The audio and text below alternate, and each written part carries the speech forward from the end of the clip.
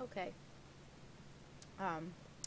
So we're going to continue on with the PowerPoint. Now we're going to do some problem solving, so please make sure you have your calculator out and ready to go so that you can follow these problems along with me and not just watch me solve them, but actually work them along with me. So we had said on the previous slide, just to get you into this, that we have this way of figuring out the half-life if we use a formula.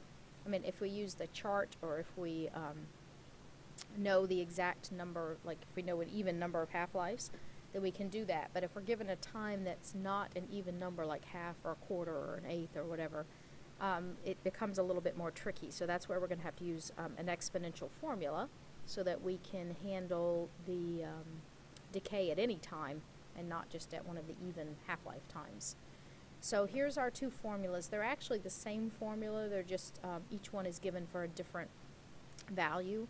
So the exponential formula we had said takes the form of e to the minus kt. So that's what we have here, is we have a formula that has that form. So n is the number of nuclei that have not decayed yet. N0 is your original number of nuclei. The e is your exponential function. The lambda is something called the decay constant. And you can find the decay constant really easily by taking 0.693, dividing it by the half-life. That 0.693 is the natural log of 2, and is just where this ends up coming from, this lambda value. But you take 0.693, divide it by the half-life. That'll get you your decay constant. The unit for those decay constants will be the inverse unit of whatever the half-life is in. So if the half-life's in seconds, then your unit would be inverse seconds. If the half-life's in years, your unit would be inverse years. So we have n0, lambda, and then the last variable is time. So whatever time they're asking about, whatever the time is that's in the question, that's what you're going to put in right here. And the unit for that time needs to be the same unit as whatever your half-life was in, so that these two units up here, the inverse time and the time units, cancel each other. So you're going to have to keep that in mind. So that's the formula if you're wanting to know how many nuclei remain, so how many exact atoms remain. This other formula takes the same form. You can see it still has the e to the minus lambda t form, but instead of number of nuclei and original number of nuclei, it has the activity, so how active that sample is. So this, on the left-hand side, is your current activity, how active it is in decays per second. And this change in n over change in t, 0, is your original activity. So that delta n over delta t is that's the units, or pardon me, the variable we use for activity. Change in nuclei per time. So how active that sample is. So I've got a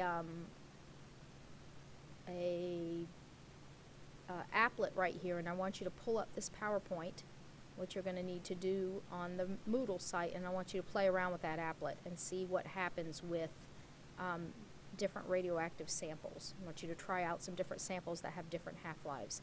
So take a moment to, when you get a chance, to pull up that actual PowerPoint and click on that this link and play around with that applet. Alright, we're going to work some problems. The first problem says, this first couple of problems ask you to figure out the decay constant, or they're playing around with that formula for decay constant.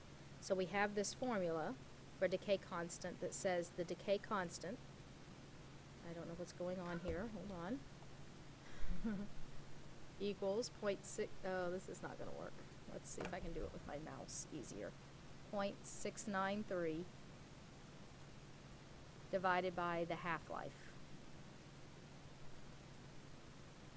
Okay, so in the first problem, because there's two problems here, part A, what's the decay constant of uranium-238, whose half-life is 4.5 times 10 to the minus 9? So you're going to plug the 4.5 times 10 to the minus 9 in for the half-life, and take 0.693 and divide by that, and that's going to get you your decay constant. So you'll do 0.693 divided by that 4.5 times 10 to the 9th. And that's going to get you a decay constant of 1.54 times 10 to the minus 10. And the unit would be inverse years, since that half-life was in years. So year to the minus 1, inverse years. So that's part A. Part B, they're giving you the decay constant. They're telling you the decay constant for a certain nucleus is 8.2 times 10 to the minus 5. So the lambda value is given. 8.2 times 10 to the minus 5, inverse seconds. And they want to know what is the half-life. So same formula as before, but now the lambda is given and the half-life you're looking for. So you're going to rearrange it, solve for the half-life.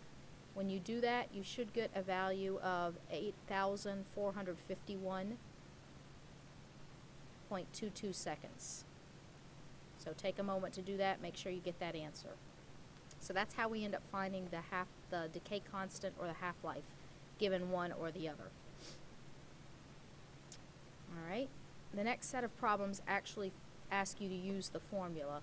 So this first one asks what fraction of a sample is left after about 9 months.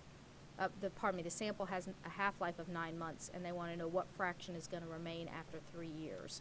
So the way you do this is we're looking for the remaining amount, and we're going to set the initial amount equal to a fraction of 1, since it's 100%. So the initial amount is 1. So that way when we find the remaining amount, it'll be a portion of 1. And then that way we can figure out what fraction it is. The lambda value is 0.693 divided by half-life of 9 months. So that'll be 9 months. So 0.693 divided by 9 months is about, well, depending on how you want to do this, you can leave this in inverse months, or since the time they're asking about is in years, you can go ahead and instead of plugging in 9 months, plug in 0.75 years, since that's what portion 9 months is of a year. So 9 months is about 3/4 of a year, 0.75 years. So we're going to plug that in, and that way our lambda value will be in inverse years. So it'll be 0.924 inverse years. Okay, and then the time that they're asking about, the specific time is 3 years. And that way our lambda and our years, our time, are in the same unit. So now we're going to do n equals n0 e to the minus lambda t. So we'll say n equals 1 e to the minus, lambda is 0.924, and the t value is 3 years. Now on your calculator, if you want to plug this in, I don't know how familiar you are, there's a button, it'll say e to the x, little e to the x. That's the button you use for figuring out what this value is. When you do this, you should end up getting an answer of 0.0625. That's what value you should get. So I want you to try that and see, make sure you get that, because if you can't use the e to the x button, you're going to have a problem. Sometimes the e to the x button is above or below another button called the ln button, lnx. They're usually near each other since they are the inverse functions of each other. So they're usually near each other on your calculator. So find the e to the x, the exponential button. It's going to be somewhere near the lnx button. So we're finding that what would be remaining is 0.0625 of the original, which is 6.25%. Or 1/16 if they ask for it in the version of a fraction, 1/16.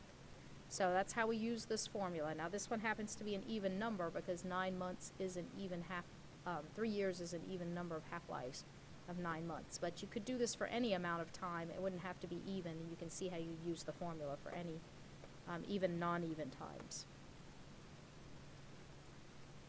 Alright, so let's do another problem.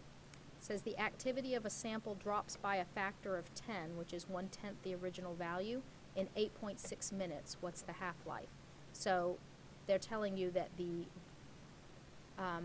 this activity, so that's this symbol, there's our symbol for activity, is 1/10 of the original. So that's 0.1 of the original of activity. And the original activity is delta n over delta t with a 0. So that's the current activity. We don't actually know the original activity, but when we plug this in, the original activity will end up canceling, so that'll be fine. The time that they're asking about is 8.6 minutes. That's the time that's in question. And the thing they want to know is the half-life. Now, to get to the half-life, you're going to have to get to the lambda. So if you can solve for the lambda value, then you can solve for the half-life. So that's what we're going to do with our formula. So we have this formula, delta n over delta t equals delta n over delta t 0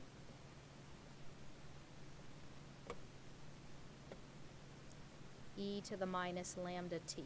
So there's our formula we're going to use, the activity. So in place of delta n over delta t, I'm going to plug this in. This is going to get plugged in right here. And you'll notice that when I do that, this term and this term cancel because there's one on each side. So I'll have 0.1 equals e to the minus lambda, and then I'm going to plug in what t is. T is 8.6 minutes. Now, to get to the rid of the e function, what I have to do is I have to take the natural log of both sides. So that's ln of 0.1 equals ln of e to the minus lambda times 8.6. Now the way this works, that ln function will get rid of the e, and it will bring this exponential will come down to be the actual term, because the ln of e to the x is just x. Okay, so that's what you need to remember. So the ln of e to the minus lambda t is just going to be minus lambda t. So minus lambda times 0.8. Pardon me, 8.6. So that's what that whole side's going to be. The ln of 0.1 is a value that you can look up. It's actually equal to negative 2.3. Not that you can look up. You can use your calculator for that.